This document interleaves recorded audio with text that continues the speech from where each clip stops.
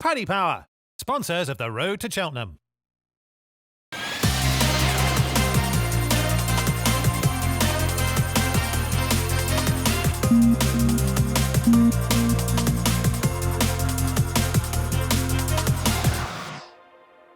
Hi everyone, you're very welcome to this week's Road to Cheltenham. Lydia is enjoying a well-deserved break, so it's myself and Ruby Walsh for the best part of the next hour. Ruby, how are you, sir? Very good, Gary, yourself? Yes, and a lot to get through as per usual. Feels a bit like a political debate, I think, standing up here, doesn't it? This was Will Haler's invention. I thought, not bad, but room for improvement. OK, we'll see who the viewers want to elect at the end of proceedings. I'd imagine it'll be him as per usual. Let's get straight into the meat of the action then over the last 7 days, and only one place we can start.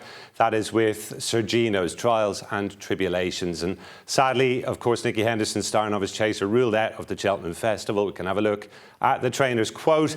Unfortunately, Sir Gino's situation has deteriorated somewhat. This is after the initial problem had been discovered, and he has been admitted to the Equine Hospital. As a result of initial examinations at Donington Grove, an infection has invaded the ligaments in his near hind leg. This will require lengthy treatment that will sadly rule him out of any further racing this season. This is a dreadful blow to Joe and Mary Donnelly and everybody at Seven Barrows, but we will be doing everything possible to help this incredible bright light back to full fitness next season.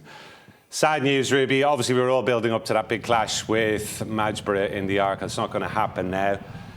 One of the brightest stars of the season so far, I'm afraid, not going to make it to the track again this season. But should we be more worried than that even? I hope not, but it's not news anybody wanted. Everybody wants competition, and good horses are what make competition. And that Arkle did look, it had superstar billing. But no, look, I'm far from a vet, so hopefully he is or will make a full recovery. But I'm more of a glass half full person, and I can remember one very talented 5-year-old that got injured as a novice, and it didn't stop him being a superstar, and that was Cato Star. So I hope Sir Gino makes a full recovery too. Let's hope so. We did have a scratching stage for the Arkle there just the other day. Quite a few horses came out, and some of them were expected, some of them weren't.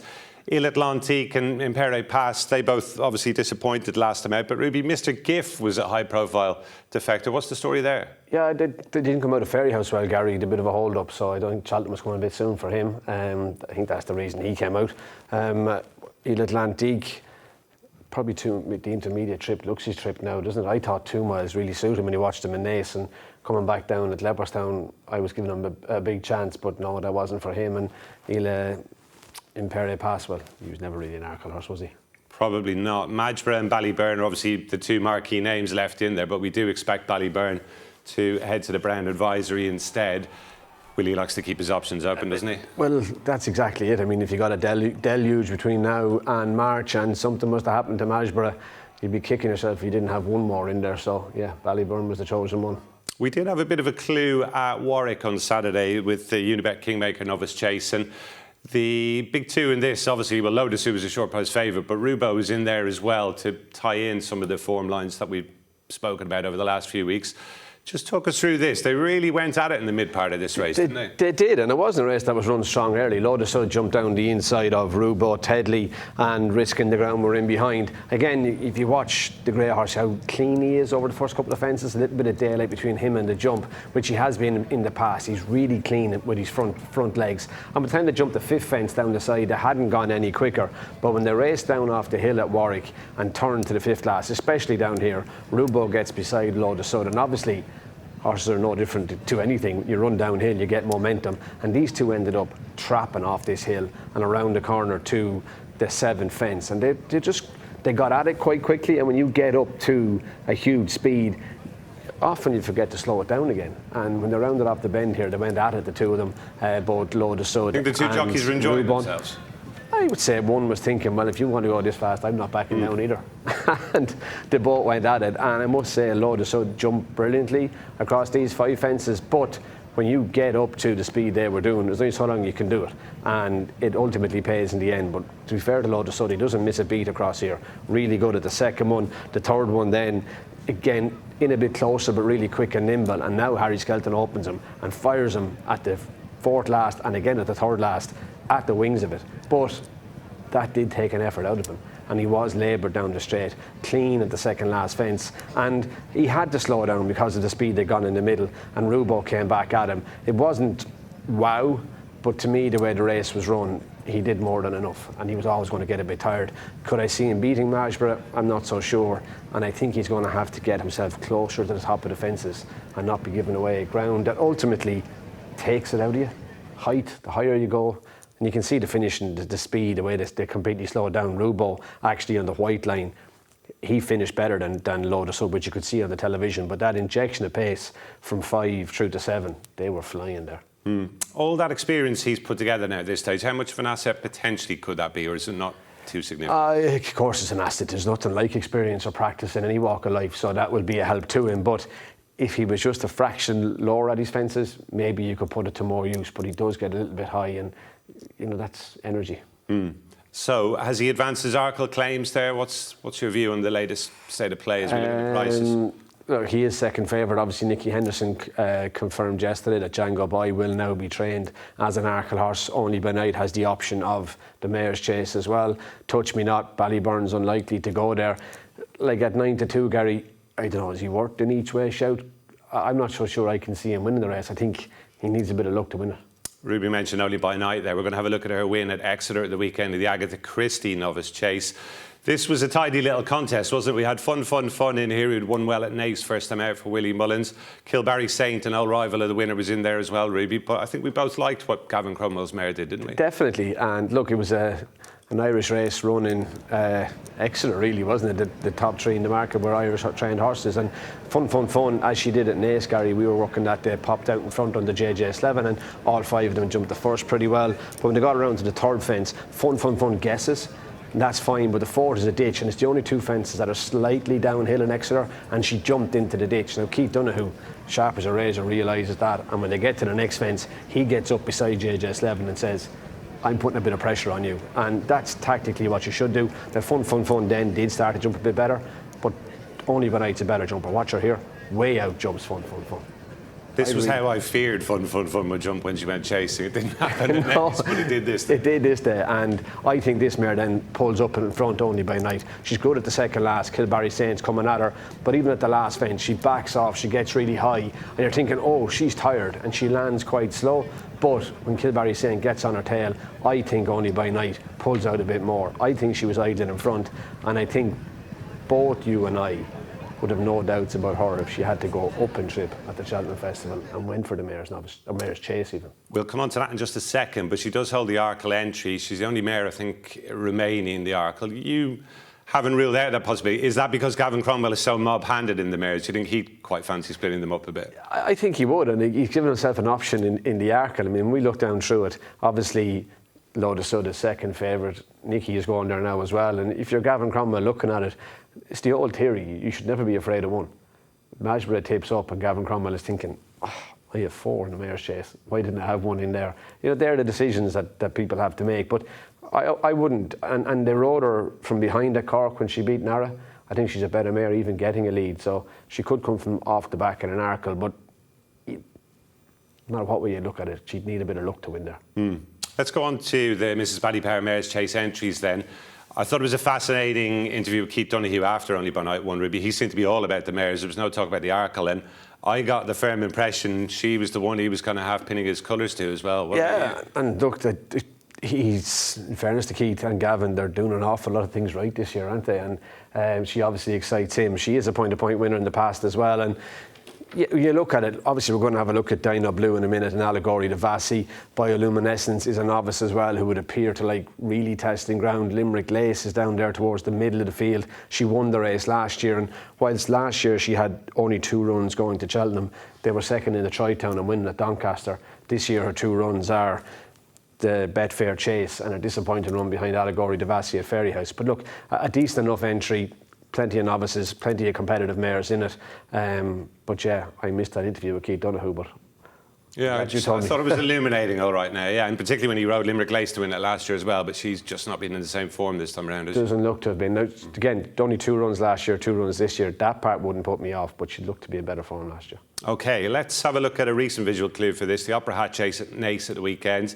Two good mares trained by Willie Mullins going head-to-head here, Allegorie Devassi and Dino Blue. Dino Blue in the end, Ruby, came out just on top in a good scrap. Yeah, and a good race to watch. Obviously, they separated either side of the track, and Must Be Obeyed was in the middle. Paul felt wide was the place to be. Now, Mark did go out behind them when they bypassed the third and headed to the fourth fence. Looks like Mark's getting out close to the hedge, going to this fence, and they did jump really well. But I found interesting watching this race was how intent Mark Walsh was on pushing Paul Townend. They jumped the fourth fence away from the stands here, but it's how he gets up to Mark going to the next fence, the fifth. Mark gets up to Paul going to the ditch. He's almost in front of him now, or up beside him. The camera angle probably looks like he's in front, but they're not. He was making Paul go forward, and they dropped Must Be Obeyed at the fourth last. Allegorie stands out. Dino Blue gets in, but doesn't lose any ground. And now again, they're either side of the track. But Mark onto the home turn, gets up and pushes Paul again. You'd be thinking Dino Blue, Grade 1 2-mile winner, Allegorie Devassi, maybe Dino Blue will be quicker, but Mark was intent on making this stamina count in this race. They were both good at the second last, both jumped the last well as well, and Dino, who gets in, even though she wraps it, she's so quick at it, she knows exactly what she's doing, and then it gets into a battle left and right. I think it was a hard race for Jerry Hannon to call which one's in front, but he got it right. It was Dino Blue, and I think it was a step back in the right direction for her. She'd been disappointing on her earlier runs this season. I know she was down in grade, but she's gotten her head back in front, and I think that'll see her improve a bit. Of those two, she'd be your preference at this stage, would she? She would be. Allegorie's a good mare, but she's just not ultra consistent. Whereas Dino Blue, in fairness to her, on the whole, is. OK, let's go back to Huntingdon last week as well. This is the Lady Protectress Mares Chase. Telepathique was a really good winner of this. Bride's Hill, a strongly fancied Irish contender for Gavin Cromwell and Keith Donoghue, but she was ultimately, I thought, a bit disappointing, Ruby. The winner really took the race by the scruff of the neck. They jumped out in front. Tom Cannon even riding for Lucy Wadham. Now, Telepathique wanted to go left, and it was more noticeable on that side of the track. Up the home straight, she was pretty straight, obviously favoured a bit to her left, but Hauturier and Bride's Hill were following her, and you can see her again. Tom is really trying with his right hand there to keep this mare as straight as he can. Bride's Hill at the third last looked to be the one that was going best. Now, she goes right at the second last and bumps into La Romani, who nearly comes off. Charlie Hammond does well to stay on, but I love Telepathique from here home, Gary. It was 2.5 on a flat track, but she really saw out the trip and she hit the line well, and she's entitled to go and take her chance. Bride's Hill has a rating of 154. Now, I know Telepathique was getting £6 from her, but I'd say she's an improving mare, and you know, she jumps soundly, would have a preference for going left-handed. So yeah, I know if you're Lucy Wadham, you're entitled to think you're going there with a shout. Definitely. JP McManus obviously got a great record in this race, had the 1-2 last year. He's got another potentially strong candidate this time around, Ruby, in Bioluminescence. I know you liked what she did against Dancing City at Naas, but how crucial is the ground for her? I think she wants soft ground, and look, I was really impressed with her first time up at Limerick too at Christmas when Derek O'Connor rode her. I loved her. This is her first run over fences. That's the first fence she's jumped in public, pings it, long at the second, the ditch, third fence, brilliant. And even she gets in now to the fourth, launches at the fourth, but how she gets into this fence, the ditch, without Derek doing too much on her, she shortens up and pops. She knows exactly what she's doing, jumps the last to beat Pagan, and because she won this race, she then carried a penalty when she went to Naas to take on Dancing City. So instead of being in receipt of the £7 mare's allowance, she actually had to give him £1. So, you know, I do think she's a stayer, and once a cut in the ground, but she's a natural chaser and a mare with a big future. Derek O'Connor had the ride there. If Mark Walsh went Dino Blue, do you think he'd definitely fancy the spin again? I'd say, why would you go beyond them, having ridden her, and especially over fences? You couldn't go beyond Derek O'Connor. Maybe that's what Keith Donoghue's thinking as well. Yeah, maybe he is, and he's nailing his colours to Only by Night, but looks like Gavin Cromwell will be strongly represented, and JP McManus. OK, what about Spindlebury? She's another interesting string to Willie Mullins' bow. Just had the one start over fences so far. Novices can win this race, but I doubt she's going to get another run in beforehand now, Ruby. No, how big a drawback could that be potentially to see this win at Cork? I'd be of the same opinion, Gary, and obviously Majestic Force out-jumped her there at the first fence, and Majestic Force went a good gallop here. Spindlebury was brave at the cross fence away from the stands here. Paul has to give her a squeeze to stay on Darragh O'Keefe's tail, and look, Majestic Force went a strong gallop and they're well strung out, gets in deep to the second last, and it looks like Majestic Force is home for all money, but Spindlebury, when she gets running from the back of the last fence, goes and runs down Majestic Force. Gary, to me, she does lack the experience, as you said, only the one start. And I think we've watched other mares achieve more than she's achieved over fences. So with only the one run, I'd be worried about her. It'd be a fair, it would be a fair ask of her, wouldn't it? Let's have a look at the market then for this Mrs. Paddy Power Mares Chase with the sponsors. 5-2 Dino Blue, Bioluminescence 100 to 36, Allegorie de Night, Allegorie de Vassia only by night at 6-1. Last year's winner Limerick Lay 7 spin will be 10, 14 bar. I'd be with only by night. What about you? Only by night, yeah. I think that Telepathique is a huge price at 14. I think she stays going left-handed, really suit her. If you were pushing me for a race, I don't have a massively strong opinion on. I liked what she did at Huntingdon. Good stuff. OK, we're going to stick with the mares now. Moving on to the Ryanair Mares Novice Hurdle. 46 entries for this, 27 of them Irish trained, which is probably not the greatest shock, and a bit of a stranglehold over the top of the market as well, with 6.5 at 3-1. Maureen is 100 to 30, 7-1 Caroline Bamboo, and then we've got Jubilee Alpha at 9, 10 Just a Rose, Galileo Dame, the 4-year-old at 10, and 14-1 bar those, which brings in Aurora Vega. 6.5 Ruby, another good chance at the meeting for Gavin Cromwell. Impressed a lot of people at Fairy House. Good form on the flat as well. Anything not to like? Did. No, nothing not to like. Kuala Mitsa was behind her, and Kimmy DeMai. I really liked what she did in her debut. She improved her jumping through the race. She's a strong stayer too. She was off the bridle away from the third last hurdle. So obviously, when you get to the Mares Novice at Cheltenham, the Ryanair Mares Novice, it's now the first race on Thursday. You're onto the new course. It does require stamina, and I liked what 6.5 did. I thought it was a really good first run, and she's got strong bumper form and good flat form to back it up. You and I were working together when Maureen made a winning return over hurdles at Punchestown. She's unbeaten in 2 starts now. We'll have a look back at the closing stages. I know on the day you felt maybe the layers overreacted a bit. Do you think it's perhaps the right way around now with 6.5 favourite? I think it is. And I mean, to be fair to Maureen, she's a mare with a lot of potential, and she's a fine big mare with a big future, but that's her second racecourse start. She'll be going to the Mares Novice Hurdle, having her third racecourse start. No horse has won that race with so few lifetime runs. I think the mare that Noel Feely won on for Willie in Jared Sullivan's colours was having her 4th start. Eglantine de Soy, yeah, was having her 4th start. I think outside of that, they had at least 4, if not more, career starts. So Maureen is going there, a very inexperienced horse. Caroline Bamboo's another string to Willie Mullins' bow. She got beaten first time up at Nace by a stable companion. Went one better last time at Fairy House Ruby. Was a short price to do so, but did give a lot of weight to the 2nd of 4-year-old stable companion. Yeah, Plastinations and Glenn's Lullaby behind her. I think it was a bit of a shock to a lot of people. She got beaten first time up, Gary, but she absolutely hosed up the second time, and in a race that is going to be hard to figure out because a lot of horses won't have that much national hunt experience. She's definitely a runner. What about Grade 1 form being brought to the table here? Galileo Dame obviously has the option of the Triumph as well, but how big a player would she be if she pitched up here? She was an interesting entry. Here she is with Hello Neighbour in Leopardstown, and it was a much improved run from her first start over hurdles. She was quite green on her hurdling debut at Christmas, and she was much better here, and she runs after Hello Neighbour all the way to the line. Lady Vega Allen is who she gets by. Willie DeWell is just behind her, and I thought she was an interesting entry. A very decent mare on the flat. She has 2 runs over hurdles now, gets all the allowances. I just can't think of a 4-year-old that was competitive in the race before, but I can't think of too many 4-year-olds that even ran in it. Well, that's the thing. You often hear this stats being trotted out. Did only X amount of winners? How many actually tried and went there with a chance? That's probably the stat you should be looking at rather than how many have actually won it. Right then, Paul Nicholls has got a couple of interesting mares in here. We're going to start with Jubilee Alpha. See her winning at Taunton. She's gone on to follow up at Windsor subsequently, Ruby. Do you like her? I do like her, and I know that Paul likes her, and so too does Harry Cobden. And she's one of 2 tracks, Gary, that I actually don't think have brought out the best in her, both Taunton and Windsor, which looks quite fast.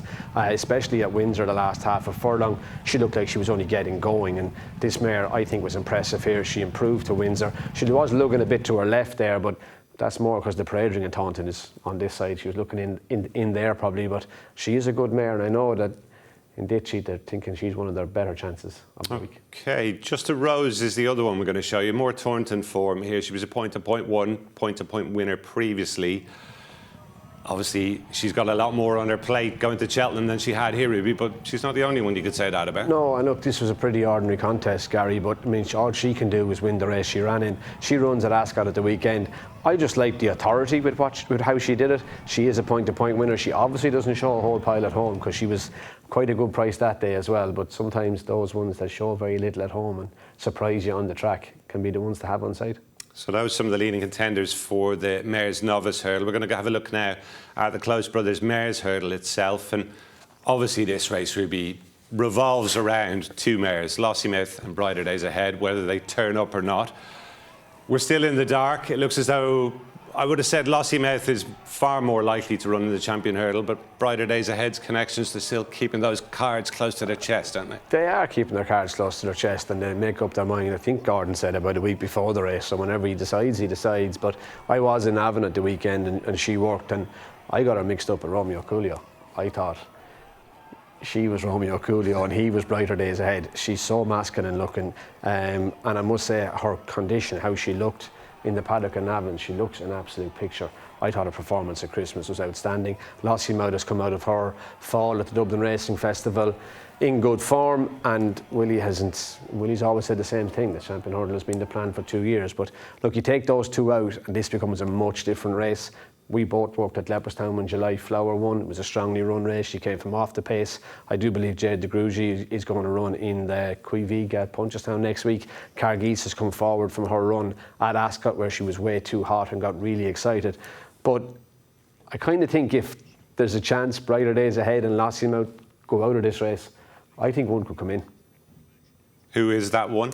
I think Joyeuse might come in after winning the William Hill. Like, she got a £15 penalty for winning last Saturday at Newbury. That pushes her up to 138. She's not a novice. She doesn't have enough runs for the handicaps, but she has the rating and enough runs to run in the Mares Hurdle. And without Brighter Days Ahead and Lossiemouth, I think around 140 is the standard, maybe 145, but she could still be ahead of the handicapper. Interesting. We'll take a closer look at Joyeuse's Newbury win a little bit later on in the programme. Katira, incidentally, was the only one that was scratched at the latest forfeit stage for that Mares Hurdle. The Champion Hurdle, though, we had a few more come out of this. I think there were 6 defectors, All the World, Anzadam, Kitzbühel, Nemean Lion, Sir Gino and Cargesi. Any surprises there? I thought Kitzbühel might have been left in just in case something went wrong with Stateman. Yeah, I don't think Willie thinks as a 5-year-old with such little experience that the Champion Hurdle is the right road to go with him. He wasn't a 5-year-old, but he didn't bring Undersow to Cheltenham as a hurdler either. Not saying that Kitzbühel is as free as Undersow, but the point is that the development of the horse, I think Willie feels he'd be better off not going to the Champion Hurdle, so that's why he came out. King of Kingsfield was left in with Brighter Days Ahead. Just think there's 2 of them are left in. Winterfog Golden Ace runs in Wincanton against Burdett Road at the weekend. That'll be interesting. But look, I think if you got that line up, Gary, it'd be a damn good Champion Hurdle to watch. We're going to go back to the novices now in the Sky Bet Supreme Novice Hurdle. 37 remain at the latest forfeit stage. Let's check out the betting with Kopek de Board short price favourite. Now, shade of odds on with Paddy Power, 11 to 10 on. Salvatore Mundi at 6 to 1, also 6 to 1 for Romeo Coolio, who Ruby spotted at the weekend. 9 to 1 work ahead, 12 the New Lion, 16 to 1 bar those. A few more left in here than you were expecting, given that the favourite is so short? Yeah, 37 is a huge number. Now, even on that caption, there's a couple of horses that you don't expect to be in that race, the New Lion being one. Outside of that, maybe Cowabunga. No, I think maybe he got 2.5, but I actually do think that this could be a big field Supreme, and I think that would be great. Going back to the old days. Back to, yeah, maybe. But I do. I just think that because of the dry ground earlier in the year, I think with the change in rules for novices running and handicaps, that there's a lot of horses that have been directed down this route that will end up taking their chance. Will that change the market or not? I don't know, Gary. You want someone a better judge of markets than me to tell you that one. But I do think there could be a big number of runners in this race. We shall see. We have 23 left in the Brown Advisory Novice Chase as we turn to the larger obstacles. Ballyburn, the 7 to 4 favourite. Dancing City stablemate, 11 to 4. Better Days Ahead, who won at the weekend, is 8 to 1. 9 Lecky Watson. 10 the dual grade 1 winner Croke Park. 14 Stellar Story. 16 Django Bay, and it's 20 to 1 bar those. Let's have a look at Better Days Ahead's win in the William Hill Best Odds Guaranteed Novice Chase at the weekend, Ruby, the 10 up as it's perhaps known in the past. This reminded me very much of that Florida Pearl Novice Chase at Punchestown earlier on in the season. It almost developed into a Gordon Elliott training race. It did, but look at the horse at the back, Stellar Story. He launched at that fourth fence again at that ditch. He's a tricky horse to ride, I think, Stellar Story, because you're not overly sure exactly what he's going to do. And when he does let fly, it's often not great. Now, Chosen Witness got running down the back, and Three Card Bag, who's a solid jumper, headed both of this, and Stellar Story missed it behind him as well. Now, for the Three Card Bag, he came straight back on it. Chosen Witness didn't rise at the third last and fired Paul Townend out over his ears. And then you had Better Days Ahead versus Three Card Bag versus Stellar Story down the straight. Now, I think the horse in front ends up being workmanlike again. Stellar Story is a bit novice there, and look, Stellar Story is definitely the eye catcher, but I do think when you look at it, at his jumping in particular, I know if I was on his back, I wouldn't have trusted him till I got to the back of the last fence either, and then he goes running after Better Days Ahead and you can't quite get to him. But I do think he's improving, Stellar Story, with his jumping. His jumping at Christmas was disappointing, but I know you like the winner, Better Days Ahead, and we'll get to that in a second. There you can see the data on it, and Stellar Story ultimately that really surprised me. I thought watching the race, Better Days Ahead jump best. And I did too, but that's where the data, sometimes the data shows you, I don't know, it sees different things in your eyes, but I thought Stellar Story was the one looking at it that had to improve the most, yet the data tells you he jumped the best. I didn't really get that. And we can show you the improvement that Stellar Story has made in his jumping so far. This is obviously a mix of hurdles and chasing. So that's actually the best he's jumped over fences so far. I know, but he did get better over hurdles, and he will get better over fences. And I think he's getting there. And if from a jockey's point of view, if you could just trust what he was going to do going to a fence, he'd be much easier to ride. And that seems to be starting to come from him.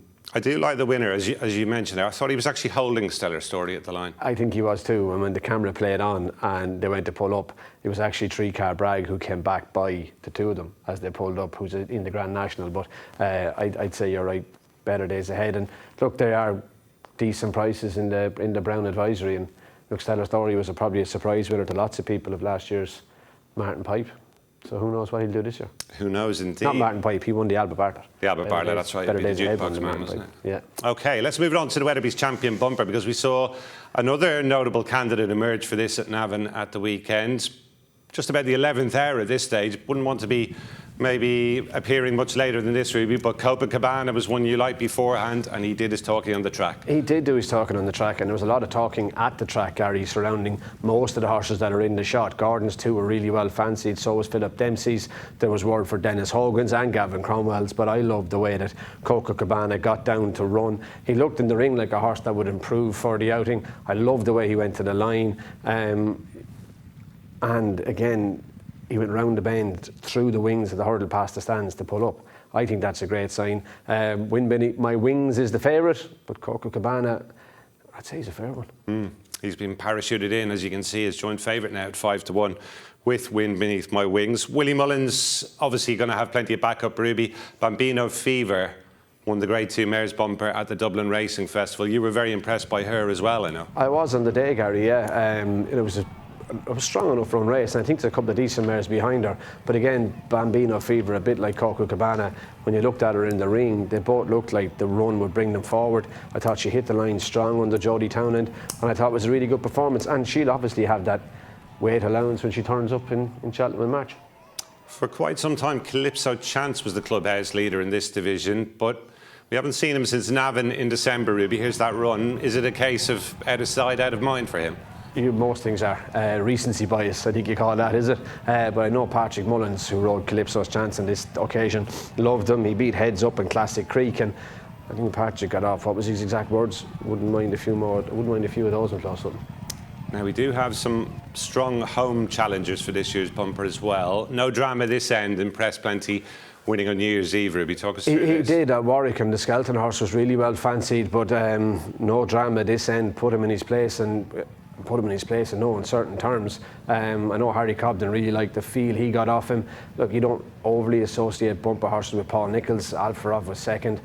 The big horse, can't think of his name, that went up, ran in a Challow after, was fourth or fifth with Harry Cobden, big chestnut horse. But that lad was really impressive, and especially when you consider how much talk there was around the Skelton runner-up.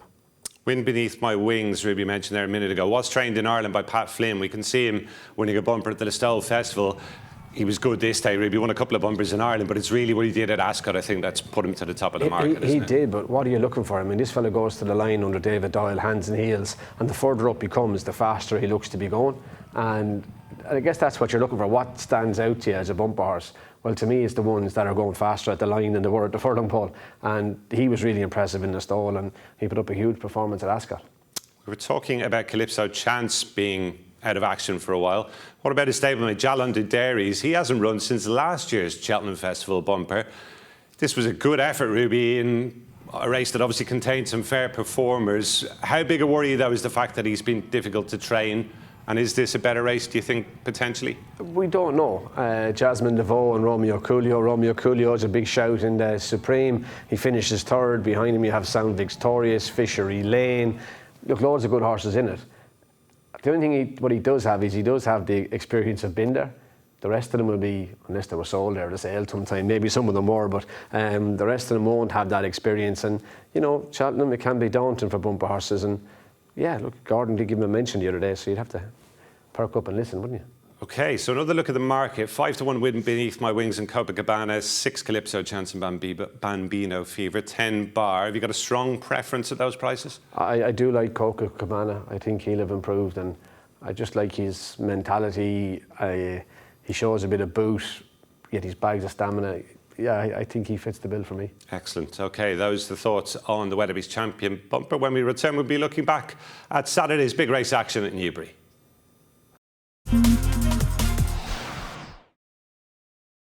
Right, guys, let's face it, Cheltenham is coming up and we need to seriously freshen up our racing lineup. Matt Chapman, loud, obnoxious, and those are just his good points. Ruby and Mick, they're getting old, and let's face it, they're not exactly easy on the eye, are they?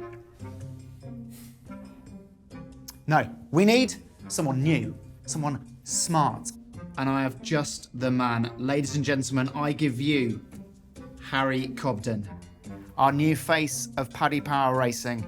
He's young, he's handsome, and he's actually winning races, which is perfect for us. Welcome, Harry. Thanks, Anthony. Happy to be on board.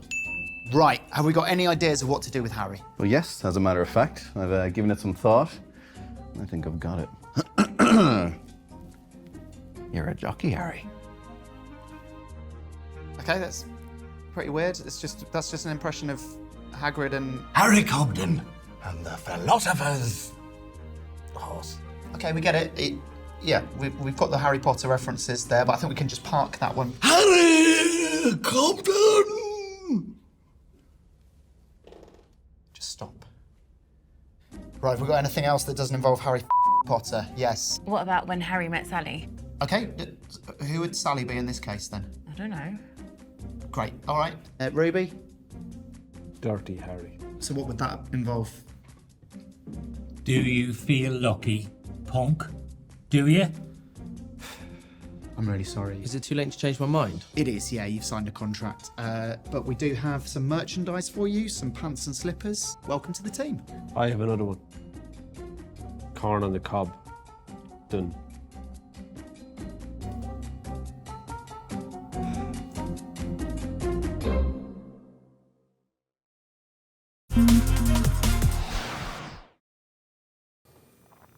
Well, as promised, we're now going to look back at the big race action at Newbury at the weekend. Ruby Walsh alongside me on this week's Road to Cheltenham. And Ruby, we're going to have a look at the Denman Chase.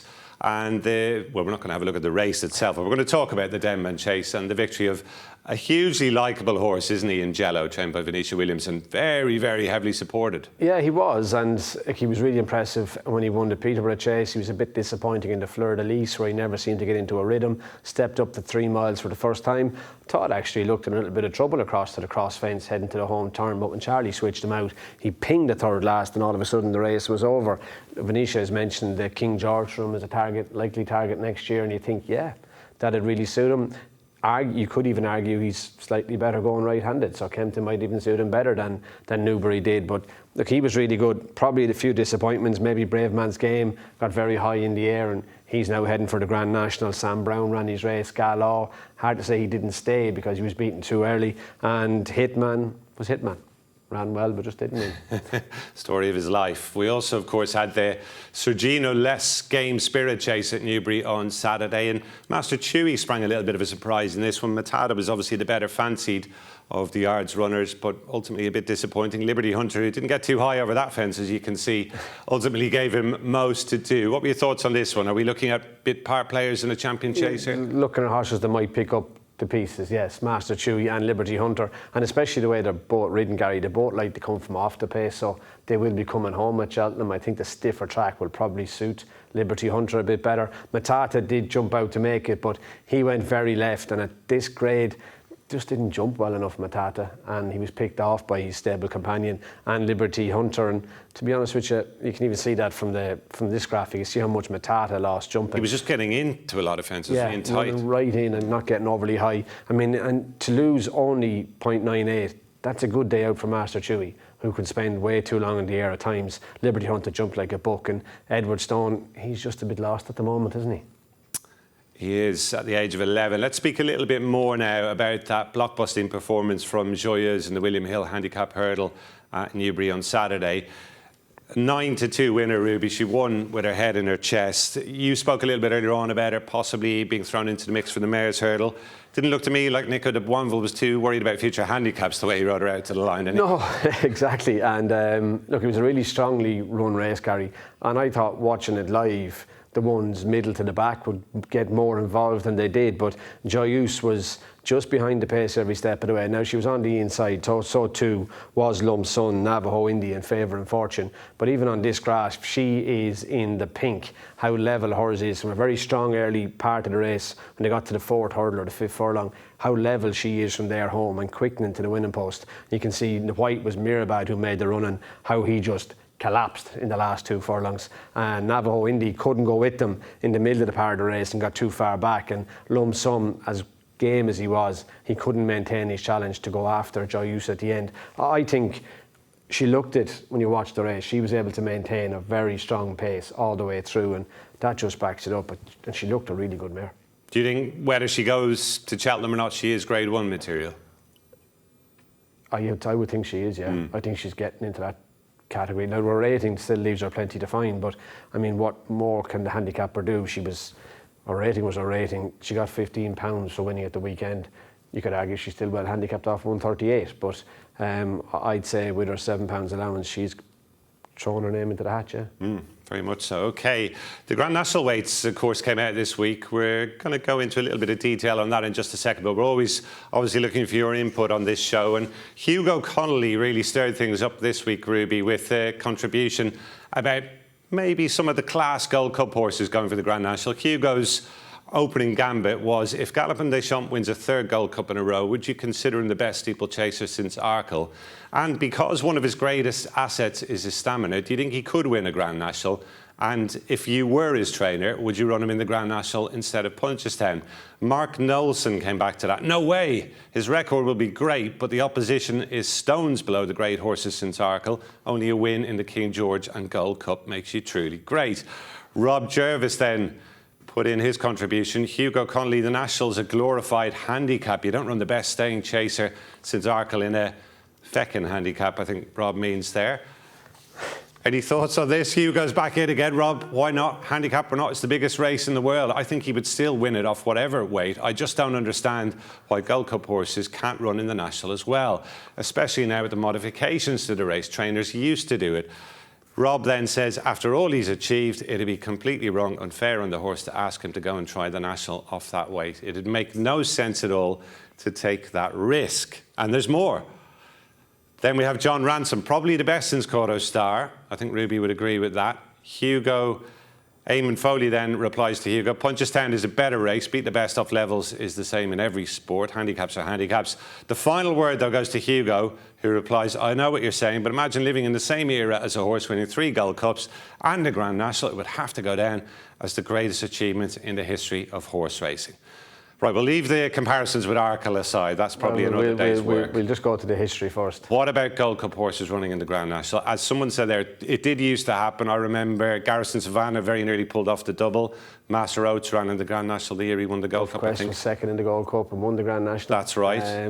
Minella Indo obviously has run in the Grand National after winning a Gold Cup.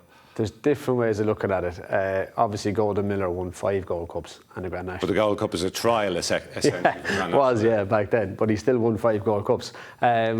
What do I think? I think he is the best horse since Cato Star. I think he could be the best Irish-trained horse since Arkle, chaser, that is, staying chaser. And as regards living in an era, I think Galopin Des Champs, and you need luck, but if he stays in one piece, could be the first horse to win 4 Gold Cups since Golden Miller. And that's why I wouldn't run him in the Grand National. I would be thinking, is that achievable with him? That's what I'd be thinking. Instead of going from Cheltenham to Aintree, I'd be thinking, if I can get out of Cheltenham and go the same road again next year, could I get him back there again? Just for fun though, play the game. Do you think he'd win the Grand National if he ran in? I think he'd win it off top weight. 170, what is he? Oh, not sure off the top of my head. I'm not sure either what his rating is, because I never looked, because he's not going to run in a handicap. Would he? Could he? He has the stamina. I'm not so sure. I just think that even the likes of, he'd have to give, what would you have to give I Am Maximus? What would you have to give? I know the way you're thinking. He'd have to give really good horses a lot of weight. I know Denman gave What a Friend, whatever, to win a Hennessy, but God, I'd be more thinking, if you did that and you ran him with top weight in the Grand National, you would get to the end of him, to the bottom of him. No, I'm not saying it's going to happen. No, I mean, you think that's the way it doesn't happen. You would go to the very limit of his ability, and you get him back from that. Sometimes the game is played slower for reasons. Well, the weights did come out for the Grand National this week. Galopin Des Champs wasn't in them. And we can have a look now at horses 1 to 10. I Am Maximus, who Ruby referred to there, last year's winner, is the top weight, 11 stone 12. He's got 8 pounds more this year. Royal Pagaille, Envoy Alain, Grange Clare West, L'Homme Pressé, Nick Rockacue, A Gentleman's Game. I know the way you're thinking. Monty Star. Anything particularly strike you there? Off that page, you're definitely looking at, I know the way you're thinking, who ran so well in the Irish Gold Cup. Monty Star as well. And I think Monty Star, when you look at him, thinking about it in the last couple of days, he ran really well at the DRF when the yard weren't exactly flying, so it's probably a huge run from Monty Star. I Am Maximus with 8 pounds more. He was so good there last year, there's no way you can discount him, but he's given some decent horses plenty of weight. What about Royal Pagaille, who we could see, I think, this weekend? Obviously, he's a Haydock specialist, didn't run particularly well last time, but Betfair Chase winner earlier on in the campaign. Yeah, and here he is beating Grey Dawning, Brave Man's Game at the back of the shot. I do think his chances in the Grand National would be dependent on the ground. I think if he got really slow ground, Royal Pagaille would run a big race. He stays forever, he loves to dig in the ground. If it got dry, I think he might struggle. Seen Grange Clare West get a few positive mentions. Obviously, much more encouraging from him in the Irish Gold Cup last time. Can you see the case? I can, but he has to have one more start to qualify for the Grand National. And he obviously got a good penalty for his run here in the Irish Gold Cup. But I know the way that you're thinking, Monty Star, I Am Maximus, Manila Cocooner, all behind him. And I think because of the presence of Galopin Des Champs, you've horses that are running placed in Grade 1s are going to the National to avoid him and not take him on in the Gold Cup. That's the regard that he's held in. L'Homme Pressé, another from Anisha Williams, another one we might see this weekend. Winner of the Cotswold Chase at Cheltenham on his latest start. Plenty of people feel he's the right type for a Grand National. Would you be one of them? Yeah, he could be, Gary. This was obviously 3-1 in the Cotswold Chase where I think snugly got the better of Stage Star. Now he goes the weekend in Ascot, going back right-handed, which isn't ideal for him. And he could be. I just don't think he's that far ahead of the handicapper. Let's go down the list then to the second page. Horses 11 to 20, the Real Whacker, Minella Indo, Appreciated, Capodanno, Conflated, Delta Work, Manila Cocooner, Stumptown, Beauport, Hitman. Several of those are going to run at Cheltenham in the meantime. Any potential winners in there? Manila Cocooner was a good winner at the Bet365 last year, possibly. I thought that maybe there was 1 or 2 more on this page. I think Gavin is coming down to a lovely weight. He's now an 11-year-old, and Iroko sticks out like a sore thumb, and Paul Nichols was very keen on Can Do Kid as well, who won the Coral Gold Cup. Oroco's last start was over a shorter trip at Cheltenham. He's a former Martin Pipe winner, but he did come home with plenty of gusto on this occasion, and look, a lovely weight with 10 stone 11 on his back, and he had the class. I don't know why, but I just think classy horses win that Martin Pipe. Better days ahead. Sir Deschamps, Don Poley, Galloping Deschamps. He just has a great record of producing good horses, and I think this fella could be a bit better than what he showed on this occasion. Let's go on to the next page then. 31 down to 40. We've got the Irish Grand National winner, Intense Raffles in this batch. Limerick Lace, Senior Chief Broadway Boy, Cocoa Beach, Farouk Delaine, Phil Dore, we'll come on to in a minute, French Dynamite, Mr. Incredible, Stay Away Faye. Intense Raffles wouldn't be the first Irish Grand National winner to go on to Aintree Glory. He definitely wouldn't. This was him last year beating any second now, again in slow ground. But you know that the English Grand National, or the Grand National, has been his target since he ran in the Irish Grand National. And you know, Tom Gibney was in Aintree during the week. He's really happy with him. He's an improving horse, Gary, going the right direction, and you'd have to give him a chance, as you would Broadway Boy off that page we just looked at. He ran a cracker in the Coral Gold Cup, and I think one that had the form but seems to have lost his way was Stay Away Faye. If you could get him back firing on all cylinders, he is a lovely weight. What about Phil Dore? You were at the weights lunch today. Gordon Elliott, I think, highlighted him as one of his best chances. Here's his win. This is really relevant, isn't it? A 2-horse race where he was 40-1 on a Thurles. Yeah, at Thurles, but at least it's winning form for him. And Gordon Elliott stood on the stage and he said, "You laugh at me, but I like Phil Dore." And I replied to him, "You're right, I will laugh at you." And I did laugh until I looked at the price and realised Phil Dore was 100-1. So got a few quid on? I did. I was standing there. Gordon Elliott told you he picked out a sneaky one at 100-1, and it happened to be 100-1. I was thinking I might be laughing, but I was listening as well. Okay, 41 to 50 we're going to have a look at now. I suppose when we go down this far, some of these are going to be borderline to get in, aren't they? They are going to be borderline. One, I'm not sure where the cut-off will be. Meeting the Waters didn't look like he got home last year, so he'd have to probably improve a little bit. But look, Zana here was a decent juvenile. Pinkerton was a good winner of the Galway Plate. No, there wasn't as many jumping out between 41 and 50 as there was between 31 and 40 to me. What about, I know the way you're thinking just before we leave this, everyone seems to be raving about him. Is he a proper Grade 1 horse? I think he is, and I think he's improved with every run this season, and he's going in the right direction. And look, Gavin Cromwell is doing incredible things with his horses, and it looks like that's the day he's going to be praying for. So look ahead there to the Grand National. Some of those horses going to be in action, of course, at Cheltenham in the meantime. And in the more immediate future, we're going to have a look ahead now to some of the weekends fair declarations through for some big race action. We're going to check out, first of all, the BetMGM Kingmaker Hurdle at Wincanton, Ruby, and all eyes here on Burdett Road. Not a shabby lineup, mind you, with Golden Ace, Brentford Hope and Hansard in there as well. Definitely not, Gary. I mean, obviously Burdett Road has to give Golden Ace £8, and that's not going to be easy. This was his best run in the Christmas hurdle at Kempton when he crashed out through the last hurdle after leading Constitution Hill and lost him out a merry dance around Kempton Park. He was the winner of the Great Wood as well, but he's conceding £8 to a really good mare in Golden Ace, and I'm not sure that the distances she's been running over this season have seen her at her best, and I think dropping down in trip at a local racecourse for her will make Burdett Road go.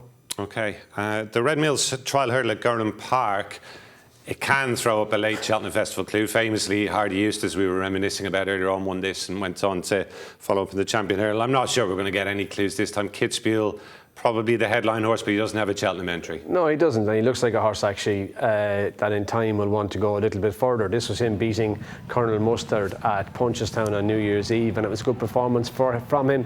He showed more pace at the track than he does at home. He's a good solid jumper, but he does look like a horse going forward that will benefit from a trip. And actually, even looking at him there on screen, when you stand being beside him, he's a much bigger horse than he looks on television.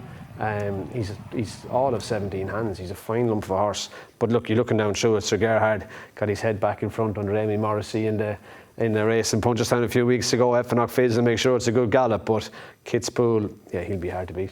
Just the three in the Red Mills Chase, two of them Willie Mullins trained. Another good opportunity for St Sam to pick up another 25th win to yeah, in Ed Ware's colours, who owns Copacabana. But yeah, look, he's been really reliable, St Sam, at Grade 2 level. A journey with me, not a journey. Journey with me has been slightly disappointing. So 2 classic getaways. So hard to oppose St. Sam, but he's journey with me and he's on a going day. He's a fair shot. And we've got grade 1 action in the Betfair Ascot Chase. Corbett's Cross is in there. We've spoken about him. L'Empresse as well. Willie sends over Blue Lord. What are we looking for here? Yeah, up and trip for Blue Lord, or up to as far as he's gone in quite a while. Obviously, you got the 1-2 from last year, Pictoria and L'Empresse. Not sure Ascot really suits L'Empresse, but he's having another go. I think Corbett's Cross is the interesting one. Mark Walsh is coming to ride him.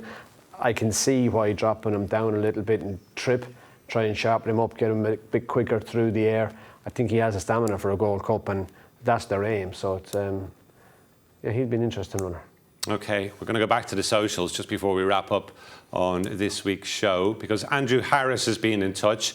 He says, can the team put together an each way lucky 15 that should come in with 4 placed at the very least, I think he means there. And Patrick Hearns has backed him up. Yes, a lucky 15 each way, please. So we have put our thinking caps on, Ruby.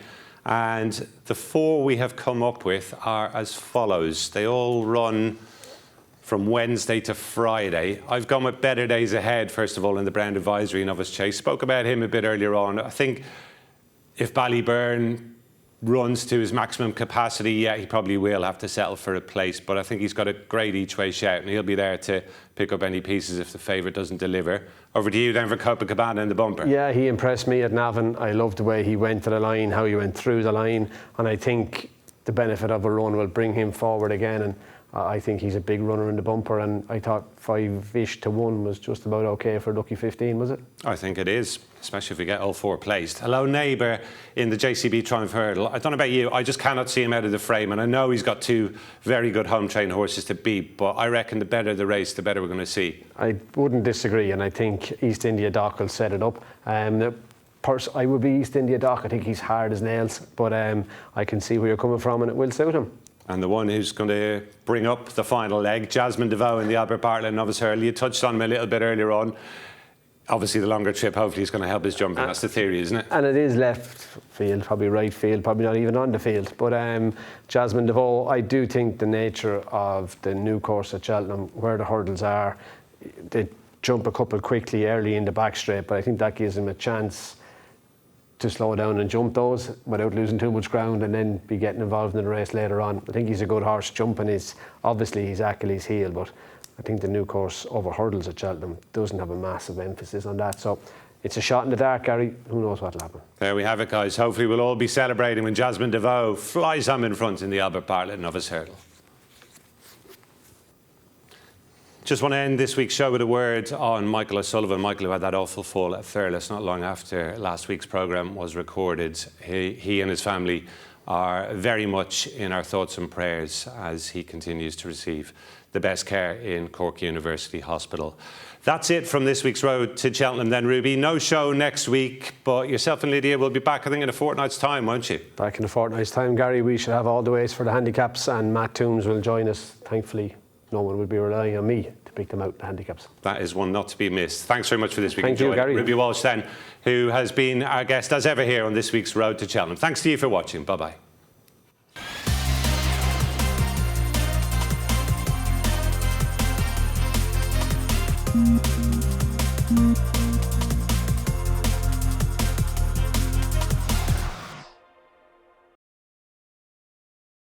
Paddy Power, sponsors of the Road to Cheltenham. Watch live racing now on racingtv.com.